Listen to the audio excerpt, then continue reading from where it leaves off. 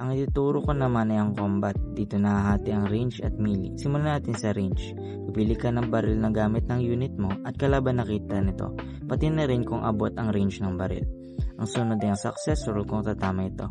Kung ito'y tumama, ay magro-roll ka ng injury. Kung hindi naman, wala itong effect. Pwede kang bumaril ng unit ng kalaban kahit may engage kang ibang unit dito. Ngunit magro-roll ka muna ng isang dice. Kapag 1, 2, 3 ang lumabas, unit mo ang tatamaan. Kapag 4, 5, 6 naman, kalaban naman ang tatamaan. Sunod ay magsa-success roll ka. Paano naman malaman kung may modifier ang range attack?